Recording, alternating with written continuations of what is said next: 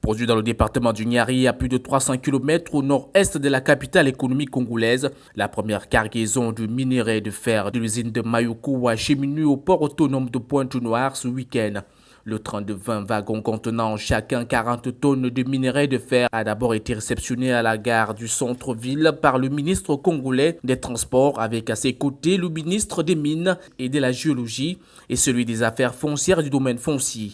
Après des danses et rituels traditionnels autour de la locomotive, le produit a été déchargé à la salle de stockage des minerais de fer du port où un échantillon a été présenté. Il s'agit bien d'un fer produit, sorti, extrait de sous-sol congolais, mais cette fois-là à Mayoko. Destiné à l'exportation, le pays entend passer à la phase de transformation du produit dans les années à venir. Nous sommes en phase d'exportation, tout en faisant déjà un travail d'usinage. Le produit que vous avez vu, c'est déjà un produit fini en tant que matière première. La phase suivante, nous allons produire ce qu'on appelle le pin iron. Pour dire simple, c'est un produit intermédiaire qui rentre dans la production du fer dans la métallurgie. Et cette étape, nous pourrons l'atteindre avant la fin de l'année si toutes les conditions sont remplies.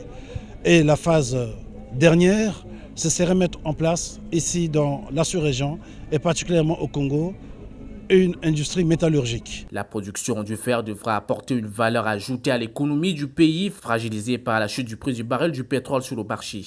Donc, oui, il y aura diversification de l'économie vers le secteur agricole, mais il n'atteindra pas en valeur ce que amènent les mines de fer. Et toujours parlant de fer, à long terme, si on s'en tient aux prévisions des pétroliers aujourd'hui, aucune de nos prévisions dépasse les 100 ans. Le projet est porté par la société Sapro SA qui compte exploiter le gisement pendant un siècle et atteindre une production de plus de 150 millions de tonnes par an à la phase terminale du projet.